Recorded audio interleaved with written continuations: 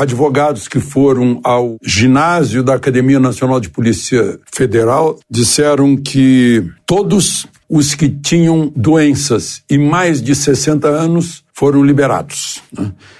Eu fiquei pensando na lei de 1885, quando foram liberados os escravos com mais de 60 anos, pelo motivo da idade. Ele disse que todos os demais seriam enquadrados em terrorismo e incitação para derrubada dos poderes constituídos, e que iria providenciar impedidos de habeas corpus. O governo do Distrito Federal informou que estão presos 763 pessoas. Foram levados para lá, alguns foram direto para os presídios da Papuda, que é masculino, e da Colmeia, que é um presídio feminino, presídio para mulheres. Nas imediações de Brasília, ambos, né?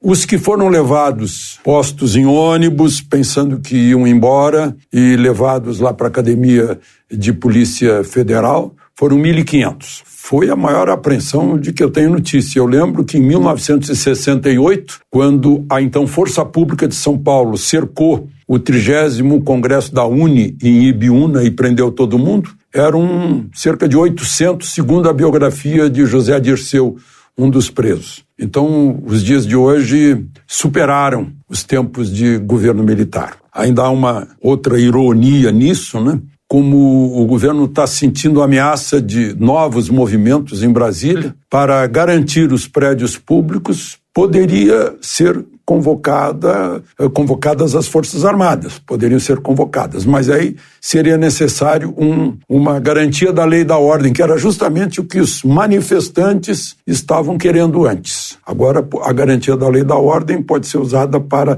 proteger os prédios contra esses manifestantes. Muito irônico também. O Supremo confirmou a decisão monocrática do ministro Alexandre de Moraes de afastar o governador de Brasília por 90 dias e de impor uma intervenção na Secretaria de Segurança e de prender o ex-ministro da Justiça, Anderson Torres, que seria o secretário de Segurança Pública do Distrito Federal, de volta, né? Agora, o hábito lá no Supremo é imediatamente o plenário se reúne para confirmar medidas singulares, monocráticas de algum ministro. E o presidente Lula, ao receber da Câmara e do Senado a comunicação, né, foi lá o presidente da Câmara, o presidente do Senado, a comunicação de que a Câmara e o Senado estavam confirmando a intervenção na segurança pública do Distrito Federal, declarou que os atos de domingo foram praticados por aloprados. Aí a gente lembra também do passado, no tempo do governo Lula, em que ele usou esse termo quando foram presos em flagrante 7 petistas que tentavam comprar um dossiê contra os candidatos do PSDB ao governo de São Paulo e à presidência da República, José Serra e Geraldo Alckmin. Ontem eu contei aqui para vocês, né, os 10 dias de 10 trapalhadas do novo governo, né? Trapalhadas que não se justifica pela chefia do governo, que é uma pessoa que já tem experiência, né, de 2 mandatos, está no 3º, ou de 4 mandatos do seu partido. Só que parece que tem gente nova e gente muito empolgada. Agora, ontem, dia 11, aparece a 1ª atrapalhada da ministra do Esporte, Ana Moser, que briga com toda a juventude brasileira e do mundo, dizendo que os games, os jogos eletrônicos, não são esporte. Que é um esporte que está aí consagrado, né? Ela diz que é tudo programado, portanto tira o mérito dos vitoriosos, né? E aí milhões de jovens estão postando recados contra ela.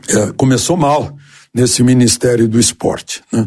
Disse que o jogo eletrônico não é esporte porque não é imprevisível.